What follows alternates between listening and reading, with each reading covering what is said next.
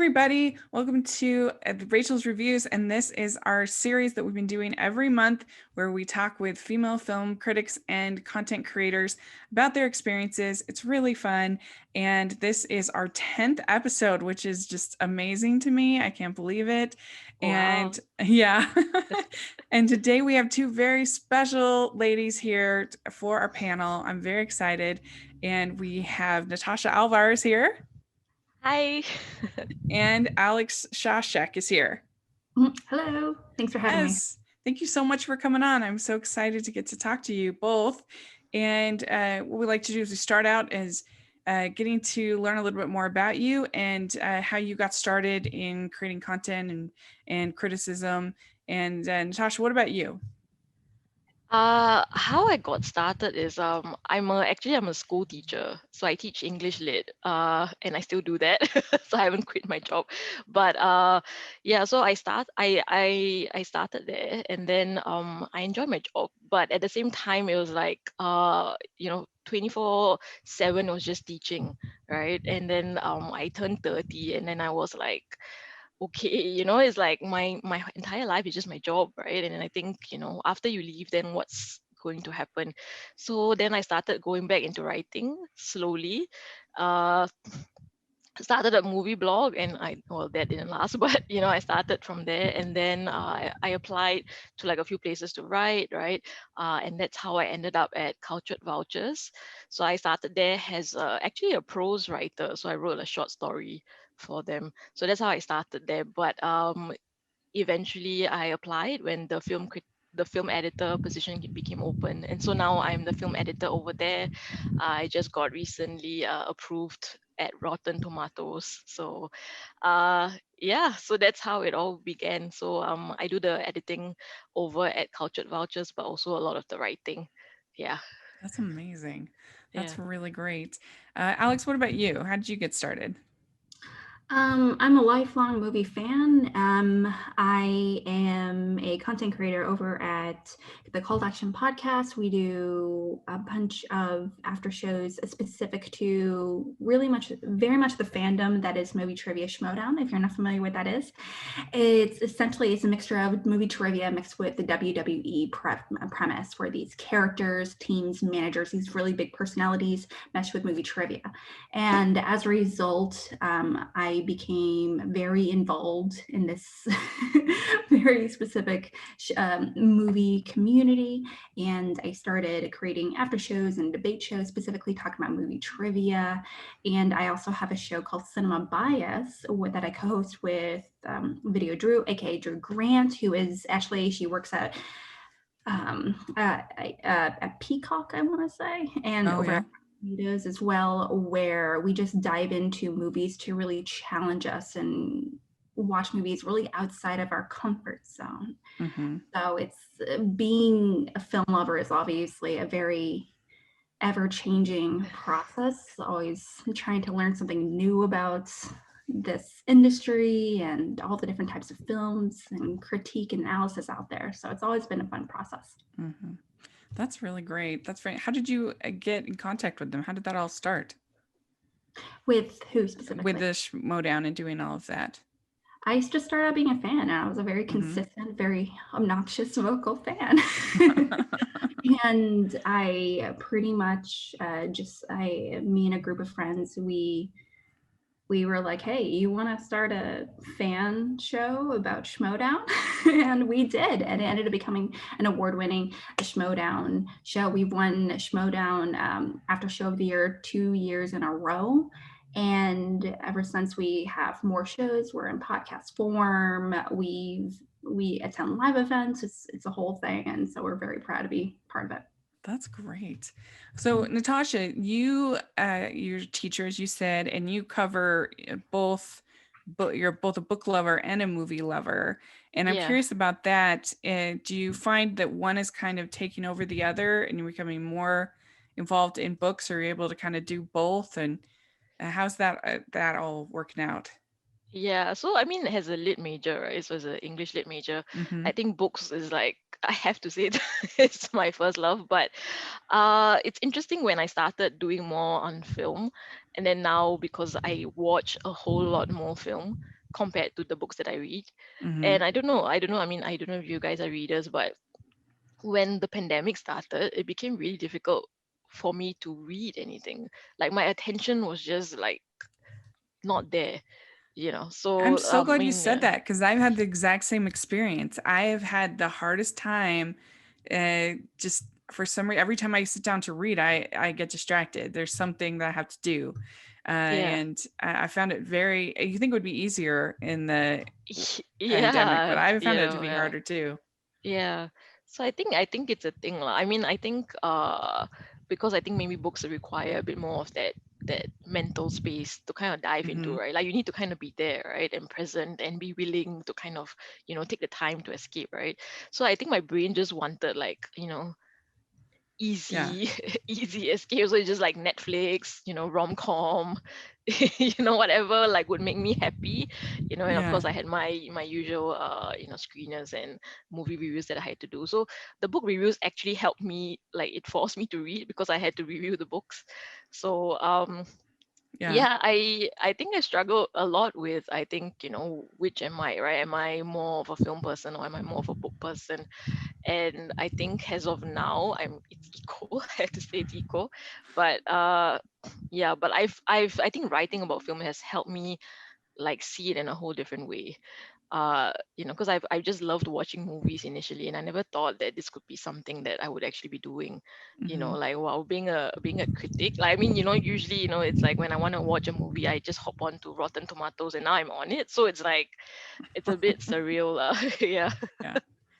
What about you, Alex, during the pandemic? What has kind of movie watching and creating content and things like that been different for you at all? I first of all want to apologize for my cat. Oh, My cat decided right now he really, really wants to be vocal, so a few meows may be that's okay. We coming. love we love cats on our podcast. We're good. It's definitely interesting. I actually have a personal movie challenge this year to watch 300 brand new movies that I've never seen this year, and so far, and I'm I don't know if you could have heard that, but That's cute. It's cute. it's like but it's actually been a really great process for me in terms of be like, hey, there's literally no excuse to watch, in my case, Pride and Prejudice from 2005 again for Yeah. the 50th time. I love that movie. It's one of my favorite books L- movie adaptations It's of the all best. time in It's terms of great. like romance. Well, yeah. I mean, that's the hard part about being a film critic is that you don't get to rewatch your favorites very much because you have all these new stuff that you always have to That's watch. true. Yeah, Mhm. that's true. But at the same time, it's depending on the movie. I have actually come to realize I ended up creating a newer appreciation for certain films. Like I always knew Pride and Prejudice was directed by Joe Wright, but it's Mm-hmm. been a long time since I was like, hey, I'm gonna watch this consciously, putting Yeah. down my phone, not while I'm multitasking or on my computer or chatting on the phone or whatever maybe, because I am sometimes depending on what I'm watching. Like if I'm watching Thor Ragnarok or something for the 10th time, I'm gonna have Right. my phone out, right? But I watched Pride and Prejudice for the first time, like distraction free for the first time in a while, and I totally forgot about a handful of scenes and since coming into my life when I was like 15 versus now I'm 30 years old, I've come to have a real appreciation for Charlotte's character and her situation so much more. Yeah, yeah. Because we always think, God, Yeah, Charlotte, why are you settling, isn't it? Into that man. movies as we change as well. So that's actually kind of nice, Mm-hmm. honestly. Yeah, Yeah. I remember when I was in college, I was with a bunch of my friends and we'd gone to see a movie that I didn't care for. And afterwards I'm like talking and analyzing it and whatever. And one of my friends says, Rachel, we just wanted to watch the movie. And I was like, oh, what? No, You that's the just whole watch fun the of it. movie just What? because? Really? And I think that's like the best part about being involved in, with all the downsides, the best part about being involved with film Twitter and creating content is you get to find like the like souls who don't say, we just want to watch the movie, you know. Mm-hmm. I think that's what makes it fun, is you make friends and you get to talk about the little details, that the nerdy things that that I think that you have to see kind of a lot of films to sort of analyze film on that kind of level, right? Yeah. And I think that's what separates like a film critic from just an average film goer, is, or a content creator, is that they have that breadth of experience. I mean, you're going to be watching 300 movies. That's going to give you a perspective on the year, even if you don't make your goal. Like, that's going to be, as somebody who watched over 300 movies last year, it gives you a perspective on the world of cinema and on each individual film that you just wouldn't have otherwise.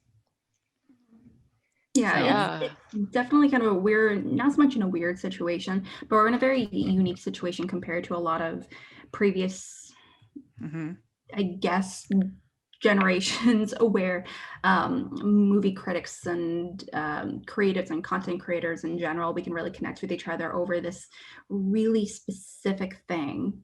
I saw the movie Taxi Driver for the first time earlier this year, and I'm like chatting with some people that have been lifelong devotee fans of Scorsese. And especially coming from a woman in this situation at this point in time versus like someone that's like 70 years old and still on Twitter, or that kind of grew up with it, that really kind of let it marinate for a very long time, and is a huge fan of Scorsese in general. It's not only two very different perspectives, but we can really collaborate and have a really, ideally love to have a really cohesive conversation surrounding and kind of learn about it. And maybe I take away from something that they've never thought of before, and vice versa. Yeah, I think that's very, very true. And that brings up kind of a good point we like to talk about on this show is, what do you think that having female voices in criticism adds to the world of criticism? Is a review a review? Does it not matter what gender we are? Or do you think it does matter that we have these different voices critiquing film? What do you think, Natasha? I think I see it very blatantly, I think, when because like what you talked about, the whole idea of writing community, right? So like at Cultured Vultures, I think whichever the females, right, that are present, right, so I mean there aren't as many, right, compared to I guess the men, right? And I think our focus as well, right, on movies that I think might otherwise kind of not be seen or not be kind of reviewed. I don't know, like I think for my latest example that I can think of was when Charlie's Angels, like the reboot, was released. I think it was in 2019. And before, I think before even the film was out, there's all these I think because Elizabeth Banks did some controversial things and everything, right?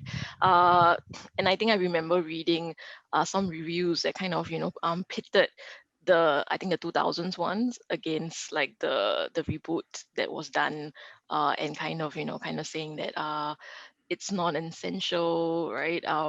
Like do we really need another Chinese Angels? And it's just more blender, less fun, right? And then I kind of thought that it's a bit restrictive. I mean, I'm not saying Charlie's Angels 2019 is like the best film ever, right? Right. But I'm saying that you kind of like in comparing it and then kind of using that to tear it down, or kind of just saying, oh, it's a reboot, then I'm just gonna kind of like don't, I mean, and based on controversial remarks, I guess, that the female director mentioned, then I'm just going to go in with the premise that I kind of hate it. I felt like there were a lot of strengths to it as well as weaknesses, and I think sometimes you know I'm not saying that all male critics are like that, but it's like sometimes I think when it's a female kind of centered movie, like the nitpicking is a bit more intense. Like if there's something wrong, it's like really wrong, right? Compared to like, I think there were so many, you know, strange male action movies, I think that they were just very so-so, right? And I mean, do we really need another Rambo? I don't think so, but it came out and it did quite well. I don't know. So I think in the box office. So I think for me it's really about I think that bringing that lens that I have as a female critic. And I think, giving credit, I think even to like romance spaces, which I think, don't get a lot of due credit, like rom-coms and all that. They're just kind of sometimes viewed as, like vapid or superficial and dismissed, right? And there are some bad ones, right? But I think that there are still, things that we can kind of look out for. So for me, it's really on a scale of like a parity thing. Like it's just to look for things that I think sometimes are missed out on or not emphasized on, or depending on who's viewing it. Yeah, so I think that's the important thing. I think that that's very, very true. And especially if something is going to be outwardly saying that it's girl power or it's for women, then of course you need to have women saying, is it successful in doing so? Is it actually empowering? Is it not? Yes. Like it's, of course, like it just almost goes without saying, but I know I felt that way with Bridgerton. I was just kind of like, of course, women need to be reviewing this. Like, of course, anyone can review it, but Yes. it's so obviously made for the female gaze and the female to satisfy women, and I mean that. Of course, you have to have women reviewing it. I think we all I'm need to sorry. I'm react to just the thinking about spoon scene. like when you said that, I thought of like 3 scenes in particular, and I was like, Yeah. Was one of them the spoon scene? Was it the ice cream like, spoon scene? like I don't need to be thinking about Bridgerton to think about that spoon scene. I just like think about that, like every time I eat cereal. Yeah, I Okay. put on Twitter, I was like, the idea of male critics reviewing Bridgerton to me seems like kind of ridiculous. And of course, everybody was like, how dare you? And I'm like, I'm not saying they can't. I'm just saying it seems kind of ridiculous. It's definitely kind of I think it is a very complicated question to try to answer, because I've had because I like to think content in theory is made for everyone. Yeah. Like there's no reason a man can't enjoy Bridgerton. There's no reason why a person of a certain race, gender, whatever it may be, can't enjoy it. It's all about whether or not it's just a really good story. And that's what's going to draw a person in regardless of the situation. Yeah. However, like for another example is I being a woman, I am going to go in obviously with through a certain lens, obviously, but I also have to know that some content is very specifically made for certain audiences. Like I remember chatting with some friends over Superfly, the remake of Superfly, and they were like, Alex. She was like, Alex, I love you. And I think it's great you're watching this and you're critiquing and analyzing it, but this movie is not made for you. Yeah. This is a movie made specifically for Black audiences. That is, and anyone who also wants to enjoy it. But it's a very specific film it's based off of a very famous, very iconic blaxploitation film from 1976. And I was like, and there's a lot of references for those specific fans, and I'm like, you know what, that totally makes sense. And I didn't know at the time it was based off a blaxploitation film, and I since watched it and enjoyed it a lot more. But you kind of have to know specifically they're going into it. A lot of directors and creatives will mention, I am making this for certain groups of fans. I am making this for certain communities, or whatever the situation is. And if they love it in particular, that's all I need. I don't care if everyone loves it. I don't need everyone to love it, but as long as this group of people loves it, that's what matters. And yeah, because one of the problems that you can have in movies today is that people trying to please everyone and make something for everyone. And whereas if they just focused on a targeted audience, not that they should have an excuse, like that's a problem with faith-based films a lot of times, is that that they use that as a sort of thing to lean on. Oh, we're making it for people of faith. That's not an excuse to not make a good film. You should still make a good film, but you can make it for that audience. You shouldn't be thinking of, how do I make this for an atheist? You're making it for your audience. That's fine, but still make it good. Like have good characters, good writing, good plot. Like that can still happen both at the same time. And so, yeah, I think that it is important, especially in these spheres that are kind of made for women in mind. That I think it's really important that we have critics who are saying, is it good? Is it bad? What's going on? What are they trying to do? I mean, when I'm watching a Hallmark movie, I'm not looking at it from the same lens as when I'm watching one of the Oscar contenders. And not that I'm giving an excuse, but it just has a different goal.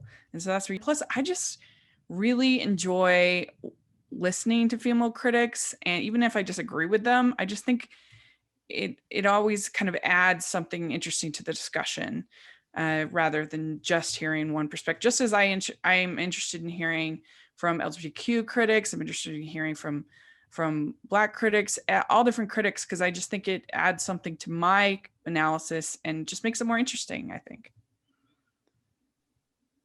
So I do kind of want to mention as well, just bouncing off of that specifically, I know you said that like women, everyone, or regardless of who you affiliate with, what group you're a part of, gender, etc. Everyone has, even if you are from the same community or if you have the same gender, people are also going to interpret films differently, obviously. Sure. Like I have watched, like I remember going into watching Inglourious Bastards with some friends when it came out like in 2007 or 8, 9, whatever it did. And going into it, I remember going in with some friends, some female friends in particular, and we all had very different interpretations of the things. Now, I have a problem with Quentin Tarantino and his relationship with women. I feel like it's definitely a consistent trend that can't be ignored, but that's another conversation for another day. But I have a lot of other female friends that actually find a lot of strength and resonance with his female characters, the way he writes them and the way he films them. And so even though we're both females from like the same community or whatever it may be, we can interpret these things incredibly different on big things such as like female empowerment and how it's different for different people. Yeah, I think that's very, very true. And that's why it's important that we have as many voices as we can and hear as many different perspectives as we can, that we're not just hearing kind of, a couple different voices. I think it's really important. So when you're doing Alex, when you're doing the cinema bias reviews, I noticed they were kind of all over the place. And I was curious how do you decide kind of what you're going to be talking about? Really, well, we do have a patron page specifically, and we do have episodes dedicated where our patrons would vote and pick on the movie.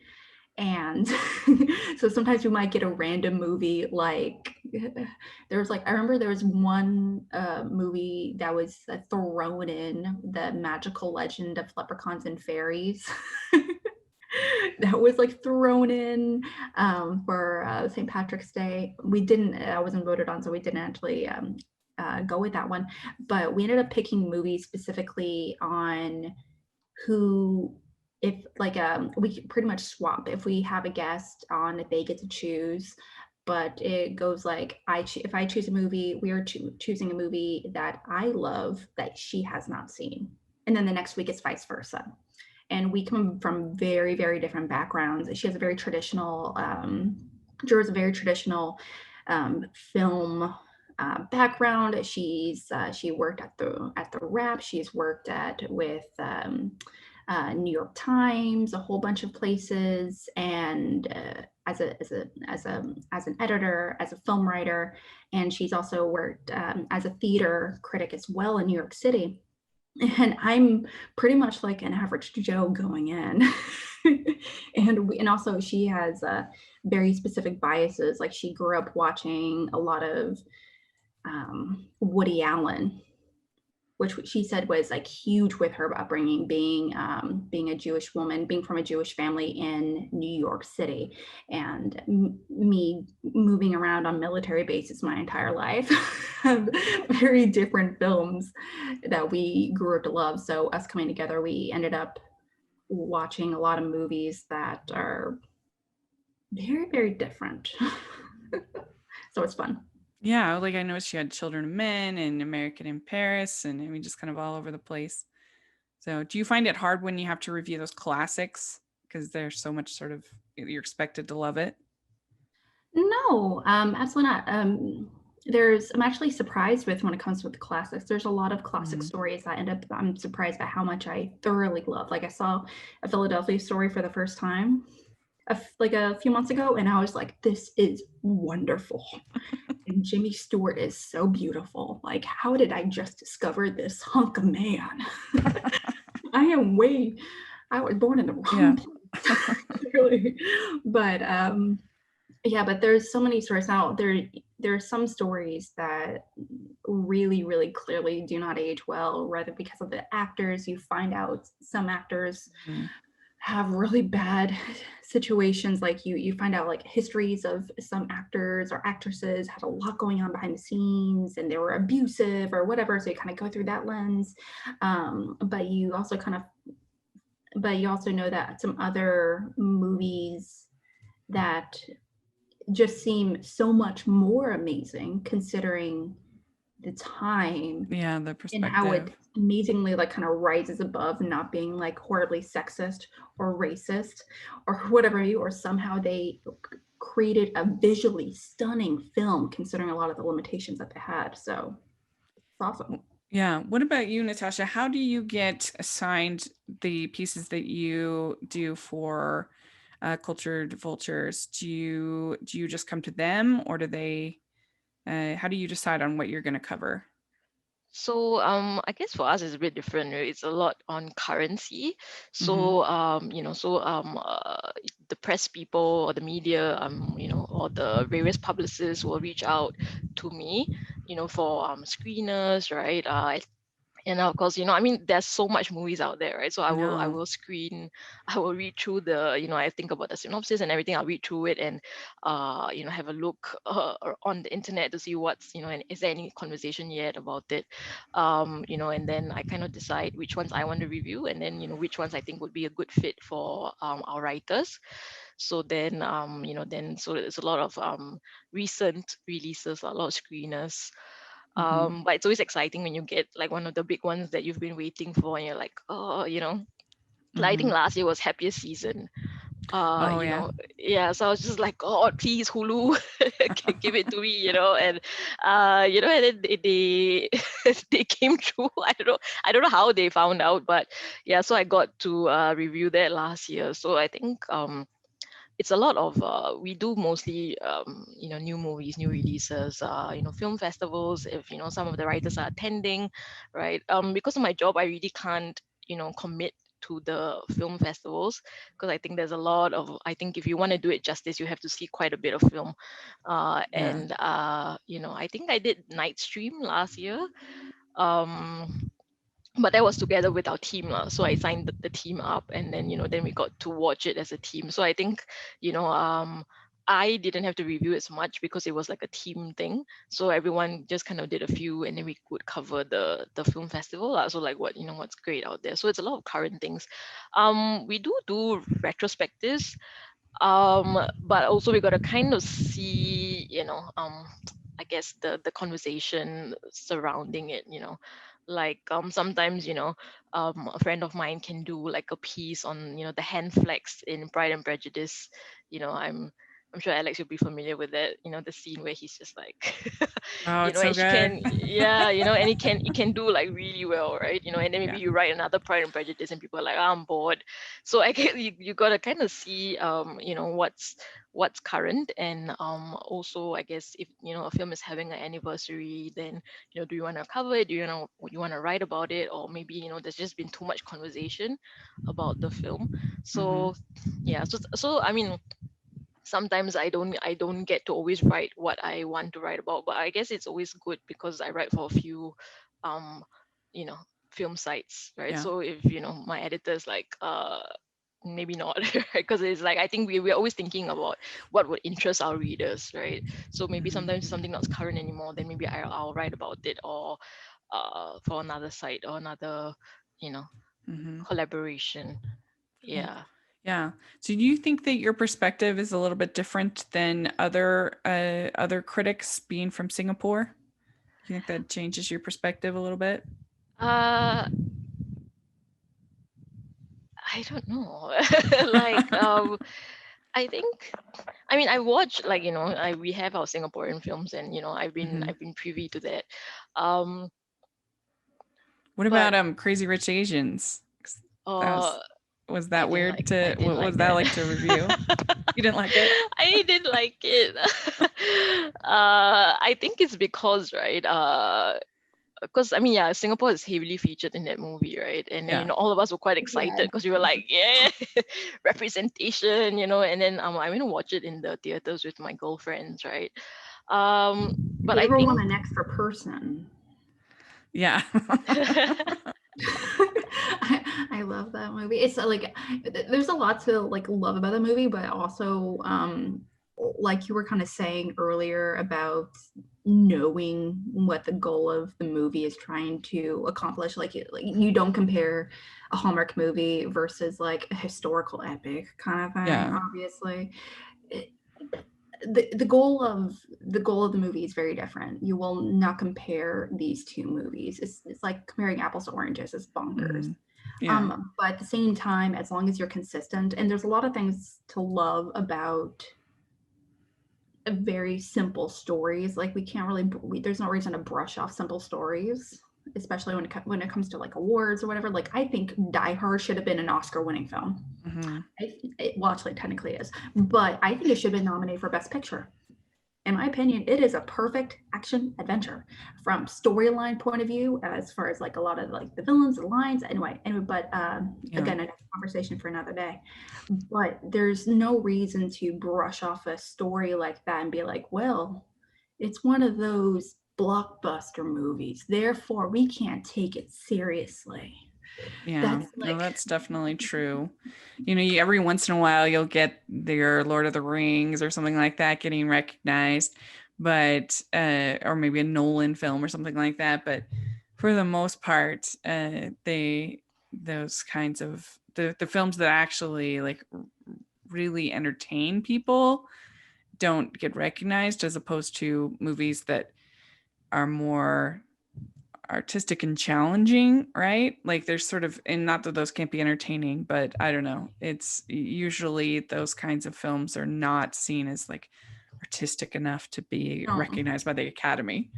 Yeah, I think my gripe or my issues with Crazy Rich Asians, I guess it really comes from a Singaporean so I guess there is a difference, right? Because I'm looking at things like the setting and being from the space, I'm thinking about how we're being represented on the screen, right? And I think a lot of things like the security guards. I don't know if you remember that scene, but when the two of them are kind of going into like the big house, right? And then there's this man who kind of just pop out from nowhere, right? And these are minority figures in Singapore, right? So I think treatment of even different Asian ethnicities in the film was a bit of a thing for me. Yeah, and I think the whole point is that I think the satire, I felt, just wasn't played up enough, because it's supposed to be like ridiculous, and over the top, right? But then she's crying over the water wedding thing, when water's like coming down. I don't even remember that scene where the wedding. And then she's just like, I'm just like, okay. So I mean, I thought I would enjoy it because it's basically, just an Asian version of Pride and Prejudice, right? But I think I preferred the book, and I think the movie did succeed in some ways with representation. I think, now I think we see a lot more in terms of, Asian American, just Asians in general, right, on screen. And I think that's a good thing. And I love that Singapore was represented. But I think I had like some issues with it. And I think I wrote an article on it detailing all the reasons why it wouldn't really make my top kind of rom-com list. Yeah, in terms of characterization as well. Or just like Yeah. a year? Like it wouldn't be like I watched it once, and I did. Did not return. Yeah, I mean, I think this is why we need all these different perspectives. I think it helps us all see things differently and just have a more well-rounded view of film. But I think part of the thing with that film was that we have just been getting so few romantic comedies released in theaters. I mean, it had been years since there was one that wasn't super raunchy. We got the Judd Apatow kind of romantic comedies, but for a long time we would not get any. And so I was so excited to be able to go to the theater and actually see what I enjoyed it, see a well done romantic comedy. And I wish that we could get more of them. I'm hoping with things like To All the Boys I Loved Before and stuff like that, and with maybe even the success of Hallmark, that we start seeing more of those films, because they're not expensive to make, and there's a huge audience for them. So I don't understand why they're so rare. I think now it's become a Netflix, like I think streaming platforms are kind of leveraging on the gem that is the rom-com, right? So you kind of see all these studios kind of selling their rom-coms to like Netflix or like Hulu, Amazon, right? So and I don't know, I think I don't know where I would rather watch a rom-com. Would I rather watch it in the cinema, or would I rather watch it at home in like on a streaming platform in my PJs and just kind of enjoy it? So but just like a feature film, as much as I love the TV movies, the Hallmark movies, I also love feature romantic comedies, and it's fine to me if I get it on a streaming. I just want more. But so what do you think of The Lovebirds? I think that was this is the most recent one I think I can think of that was supposed to be released, but didn't because of the pandemic. I went fresh on it. Well, in 2018, I know there weren't that many. There is a handful of more rom-coms that was released in streaming services, such as like Set It Up. That was a pretty successful one. That was a good one. For 2018 also had Love, Simon, which was very popular. That was good. Destination Wedding was actually one of my favorite rom-coms. You like that one? That was great. The Winona Ryder, right? It was not my favorite, but I'm glad you enjoyed it. And Keanu Reeves, oh my god! I watch it, and I don't watch it as a rom-com. I watch it more of as a dramedy, and I just and I'm like watching these two assholes. They really are. Bounce off each other. That's what. So I'm not watching this as a rom-com thing. But it's just so we like to ask on this show, we like to talk about an unpopular opinion that we had and what that experience is like online, because it can be pretty intense. And this month, I actually have a kind of like a positive, like one I liked more than other people as opposed to dislike. I actually liked Tom and Jerry. I am one of the critics that enjoyed it. I liked the animation. I thought that it was fun. I liked the kind of slapstick, classic Tom and Jerry kind of style violence that you had in it. I thought that was entertaining. I guess for me, it was exactly what I expected in a Tom and Jerry movie. I mean, I guess I could have used more Tom and Jerry, but I don't know. Overall, I thought it was charming. I enjoyed it, but I was definitely in the far minority with that. And of course, when that happens, you always get the people who are like, "How can you like Tom and Jerry and not like Mank or something like that?" And you're like, "Oh gosh, I hated Mank." Oh, that was the unpopular opinion that I brought to the table, actually, that I didn't like Mank. was so bored watching that movie. Yeah, it's like I had to like just get through it because I had to review it, and I was just like, God, I just kept checking the runtime. Right? I was just like, it's so long. It's so like yeah. What's kind of weird about sometimes movies, especially nowadays where we know so much about the behind the scenes, like going into Meg, I knew it involved Fincher's like father or father-in-law or something like that. And I knew this has been for like 15, 20 years. He died and blah, blah, blah. And so going into it, you kind of have this story going into it. And then I watched it and I was like, I cried at it because I was so bored. But it's really kind of weird how the more behind the scenes aspect, the story and everything behind that, as far as like how this movie came to be, is much more interesting than the movie itself. Yeah. Like Justice League, personally, like I think everything surrounding it behind the scenes, to me, is so much more interesting than the actual movie itself. Have you watched Snyder Cut? Yes, I have seen it. Oh God. I have yet to block out the 4 hours to watch it. I haven't seen it either yet. I watched a little bit of it. I'm excited for people that love it. I'm excited if you, I mean, just like any movie, if you love, I'm not going to yuck your yum, and don't yuck my yum. Okay. Right. So, but also going into it, like, you don't want to lie about the movie itself. You don't want to say something it's not. You can't go into, if you're watching the movie X-Men and be like, yeah, I love X-Men. The original X-Men from 2001. It's so great. It's Michael Fassbender as Magneto. It's wonderful. Like, I'm sure you watch X-Men. That's not X-Men. That's Michael Fassbender wasn't in it. Right. Are you thinking about? That's why somebody was saying to me today. And are you mixing them up? And he's like, no, Michael Fassbender, I know he's in it. Like, no, that's a different movie. At that point, if someone's like trying to tell me something it clearly is not, that's when it gets. Somebody was telling me today that they thought that Ben Affleck was the best live action Batman since Christian Bale. And I'm like, he's the only, there haven't been any others. What are you talking about? No, there have been others, but I mean, since Christian Bale, it's only him. No, I was like, do you not remember? I can't remember his Will Arnett's voice performance from Lego Batman the movie. Oh, that would be animated, not live action. Yeah, I just laughed. I'm like, what are you talking about? I guess they already are. The trailer for the Batman with Robert Pattinson, I guess, counts. I don't know. Anyway, that was which it looks really good, by the way. Like I wasn't skeptical because I've seen a lot of Robert Pattinson's films since Twilight, right?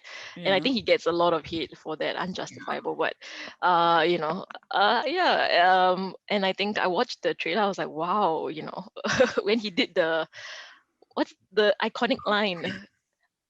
I can't remember. Oh. I guess it wasn't iconic, but it was he did the Batman voice, and I was just like, oh, okay, maybe there's something here. So I think that I'm quite excited for that. I think more than watching the Snyder Cut. Same. Yeah, definitely same. Well, so Alex, did you have an unpopular opinion that you experienced? Oh, well, well, if we're going to go back to most recently, let's see, a very unpopular opinion. I watched Pulp Fiction for the first time not so recently, actually. It was like a handful of months ago, but I really didn't like it. I'm with you. I don't like it either. Oh my God. I actively don't like it, and I have a lot of friends, a lot of family as well that is like their movie. They watch it like every month. It is like one of the movies that defines them as a person, and I'm like, really? Yeah. God, it's my husband's favorite. He loves Pulp Fiction. Like, this is not like a movie you want to live your life code by. You know what I mean? I mean, like, you don't like if you're watching The Godfather, you can be like, yeah, he's a great anti-hero, but you're not by any means being like, I want to live my life like this guy. Like, he's an anti-hero. Like, come on now. Like, you like him, but you don't like him. Come on, the whole wallet scene in the diner, that was great. Well, that's like there's a handful of scenes that I think are actually really great. I think there's some really interesting characters, but I just didn't click. There was a handful of things that I felt like were very, very unnecessary. I really didn't like how they made it seem like, oh my gosh, what's his name? Ving Rhames' character that ended up getting raped or almost raped in the film, where they kind of make it seem, they almost make male sexual assault almost like a joking matter. Yeah. And especially, and it's even worse because he's a Black man and he's an adult, and they make it seem like it's this joking matter that he's gonna just brush off. No, this was an assault. This was absolutely an aggressive, violent assault. They brought race into this, and they were like these active Confederate flag wielding assholes, racists. Yeah. Well, when you express those kinds of opinions on your podcast, do you feel like you are generally accepted, or do you find that it's problematic? You get a lot of trolls. When they ask me why, they always ask me why, which I think is good because if I say I don't like it and they're like, well, clearly you just didn't understand it. Thankfully, I haven't been in that situation. They asked me why I didn't like it, and I'm like, oh, because of X, Y, and Z. And they're like, okay, that makes sense. I interpret it this way. So, okay. But thankfully, from that experience, like a good 90% of it, like a good 95% of my interactions were pretty positive. But also, guys just really vocally love that movie. People, yeah, I recently got the you just didn't understand it with Tenet, and that because I didn't care for it. I didn't care for it. And well, sorry, you just didn't get it. Like, that I did get that from when chatting with some people about Justice League, Zack Snyder's Justice League. Oh yeah, you just didn't get it. Yeah, I think a lot of Snyder fans are that way, right? You know, like sometimes, I don't know, his films they're not for everyone, and I think the important part is that we kind of just accept it. Like, I'm just like, you know, yeah, I mean, I didn't like it, but, you know, kudos to you if you did, right? You know, you found something you enjoyed. Yeah. So it's crazy about Tenet, right? Because it was so divisive, and the person is just like, you didn't get it. I think a lot of people felt the same. Well, there's some things there where you can, as a critic, you can say, oh, I liked it because I thought it was really cool, and it had a lot of really great visuals and stuff. Like, if you're going to be going into Zack Snyder's filmography, for example, he's a director that, what I really like about him as a director, he's a director that really focuses on the style in a really great way that I think a lot of directors kind of opt out of. And that kind of makes me sad, because I think a lot of visuals and cinematography and is absolutely stunning in the films. Yeah, often with his films, I like them in concept, like even something like the Martha scene. I like it in concept, what he's trying to do, but it's just executed so poorly that it comes off as laughable.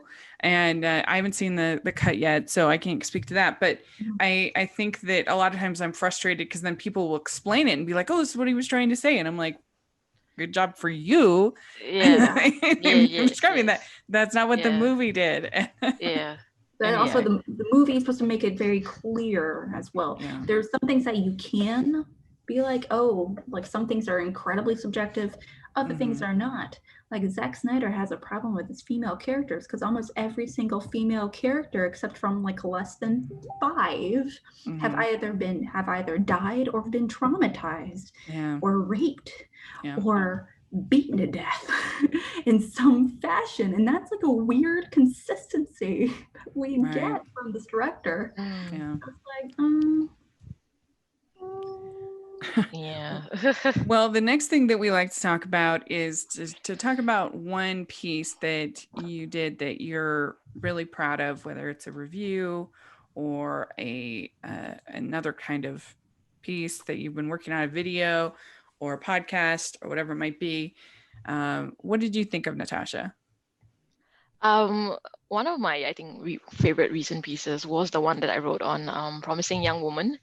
And I think the whole idea of how she kind of used like rom-com formulas and subverted them.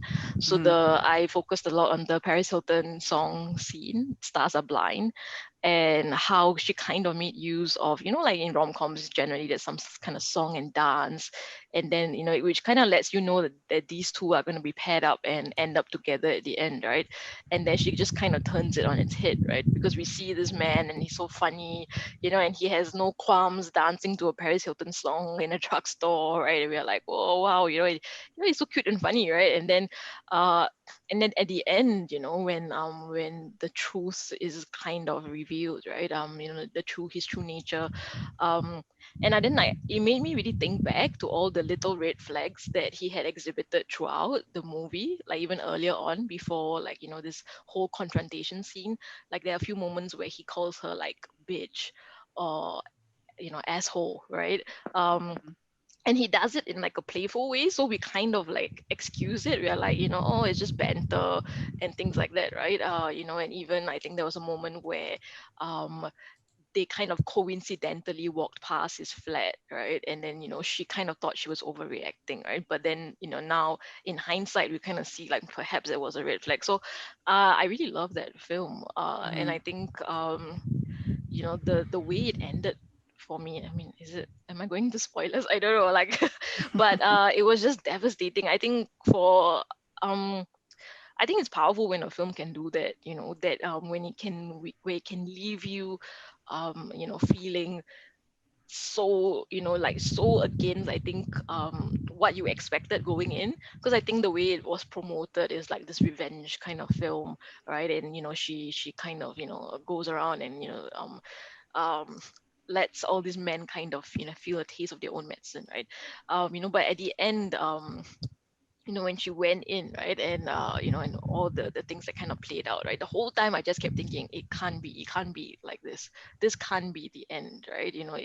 This can't be her fate, right? And even until the end, I just kept expecting him to kind of rush in and save her, right? And I thought, oh my god, like there are certain kind of stereotype ways that I think about, I think, when it comes to romance, and I think stories, female stories, and I think generic kind of ideas or tropes about Prince Charming and all that, right? And I think as she really really kind of deconstructed this whole entire thing. So yeah, and I think, Yeah. I mean, so it's one of my recent favorite articles that I wrote about. Yeah. Yeah, and the thing with her is that she's an anti-hero. She's not somebody you should be emulating in her life. Like Correct. it's Yes. because I made the comparison in my review to Black Christmas, which had some of the same kind of ideas of like talking about consent and things like this. But I think that Promising Young Woman was so much better because it actually it actually gave some room for how women can behave. Whereas I felt like Black Christmas, it was like you either behave like these women, these kick butt supposed women, or you are evil and you are Yeah. wrong and you are going to face the consequences. And that really irritated me because there's not just one way to be a woman and one way to respond to men or all this kind of stuff. And so I just thought that Promising Young Woman was so much more interesting about how it focused on the same kind of topics and ideas. So I enjoyed it as well. I think that's a very good pick. What about you, Alex? What would you have as a podcast or an episode that you're proud of? An overall episode that I particular am very proud of was over Christmas. Drew and I covered Planes, Trains, and Automobiles that neither of us have seen. It was actually a guest pick. We had a YouTuber come on and talk about the movie. It's his favorite holiday movie of all time. and we talked about it, but we ended up bringing a bunch of different ideas and premises and theories.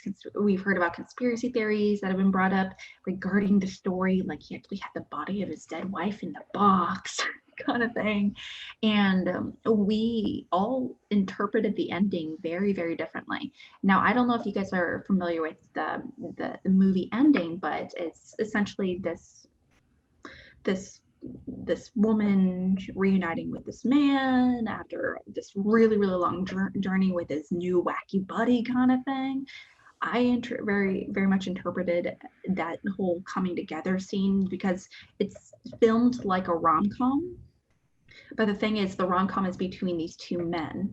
This quirky guy that's like trying to figure stuff out, and this straight-laced, a little too serious kind of guy by the book.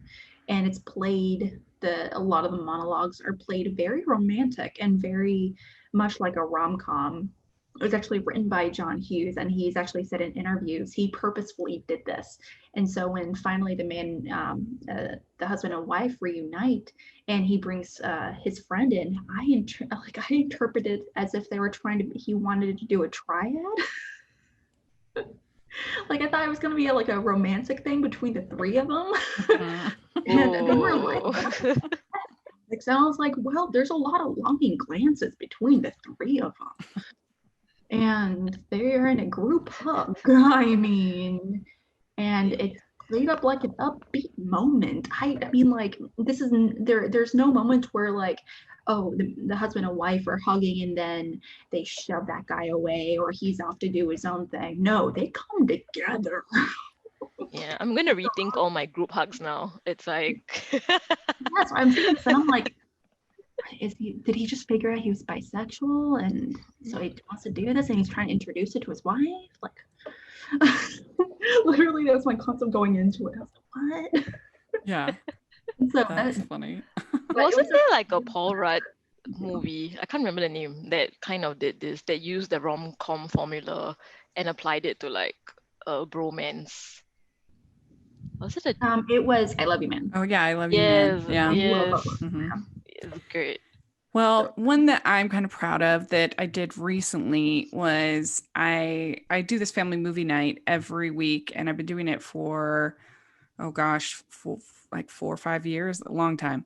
So I've gone through a lot of my kind of classics, but I had never for family movie night never reviewed very many Disney films because I'd already reviewed them in other places on my channel. But I was trying to think of what to cover, and I thought, well, why don't I cover Beauty and the Beast? But that's hard because there's all the music problems that you have. Yeah. So I thought, how could I do it that I could have fun and cover it? And so I just decided to sing the songs myself. And I'm not like the best singer in the world, but I have like an okay voice, I would say. And so I just did, just because it was fun. And I got such a nice response. Everybody seemed to really like it. And I enjoyed doing it so much that I actually then did Little Mermaid. And that was, I mean, it's one of my favorite movies. And so yeah, that was really fun. And so I hope to get to do Tangled one of these days, and maybe even Frozen. I don't know if I can pull off those songs. They're really hard. Oh my God, I see the light. Oh, I would love to see that. Oh my God. Oh my gosh. But it was just really fun because, again, I know I'm not the greatest singer in the world, but I put myself out there and just had fun, and people seem to like it. So that made me happy. So that's one that I'm pretty proud of from recently. And you've discovered a whole new way to get around the copyright. Troubleshooting right there. That's yeah. Yes. So they can't stop me from singing a cappella. Yeah. My God, that's brave. That's brave. I don't even dare to sing in my shower. My husband's like, "What's that? Are you in pain? Did you fall down?" So that's one for me. But also I love when I get to, over at Hallmarkies podcast, I do a lot of interviews, and I love when I can get to interview somebody who's like kind of nervous or insecure about doing the interview. And by the end, they've had a really good time and they really enjoyed it. That's my goal, is to try to make it comfortable for them and make it fun and make it something that they'll enjoy. And sometimes it can be hard. There was one guy that he was just like, sometimes I love interviewing like the smaller actors who have, just have the bit parts. They can be really, really interesting. But this particular actor he kept apologizing, like, oh, it's just such a small part. It's such a small part. And I feel like saying there are no small parts, only small actors. Small actors. But anyway, and he was really nervous, and I was just like, oh gosh. And so we just started talking about this was last year, we started talking about the Oscar nominees for some reason. And we spent, even though it was Hallmark podcast, we ended up spending almost the whole time talking about Joker. And that finally got him. And he was finally, and I'm like, okay, whatever. Like, I'm sure people that were listening to it were like, why are they doing this? But they have no idea that I was so happy to get that, because finally that got him talking. And I'm like, I was grateful for Joker. They have no idea. So I love like those. A lot of people love to talk about that movie. I think, like when I posted anything, it's like, wow, like usually no one responds. You post it on Facebook and then it's like, wow, but that's great. Yeah, so you take what you can get sometimes when you're doing interviews, I'll tell you that. What were you supposed to be talking about? What was the agenda? Yeah. So there we go. Those are some really great things to be proud of. Well, thank you so much for coming and doing this. I really appreciate it. It was so fun to get to know both of you and to get to hear about your careers. And I'm so excited to continue checking out your content in the future. And Natasha, where can people find you? Wait, you mean like social media? Yeah, social media and your articles. Yeah, so I'm on Twitter. You can follow me at litmysoul. So that's LITMYSOUL. So and of course if you want, just to go directly to the site, it's culturedvouchers.com. So there's lots of great content like games, wrestling, books, and TV as well. So we do all sorts of content. Can I just show my shirt really quick? Oh yeah, sure. Yeah. I need to show it off before I wore it so special. Oh my god! A friend of mine is obsessed with Tom Hiddleston. Oh my god! Loki by extension, you and her would be best friends. Yes. Oh my god! I wrote him a fan letter and I never sent it because it's so embarrassing. Are you excited for the new show then? Yes. Oh my god! Everyone's been tagged. So Everyone's been tagged. I'm so excited, especially after I've watched WandaVision, and I think it's really lived up to the expectations. So I'm really excited for like Falcon and the Winter Soldier, and of course Loki is like, my god! Like I think when I first watched Thor, everyone was like Chris Hemsworth, right? And I was like, well, who's that guy? Who's he? Like he's so good. And yeah. That differ. I feel like everyone was talking about Tom Hiddleston and not Chris Hemsworth. I mean, there's a reason why Chris Hemsworth is getting the jobs, and that Tom Hiddleston is getting all the jobs, and Chris Hemsworth isn't. You're both so dreamy. Even Thor: The Dark World, I'm like, I can't hate it. I'm sorry. Yeah. It's coming. Even the weird bathing scene, right? It's just like, I can't hate it. Alex, what about you? Where can people find you?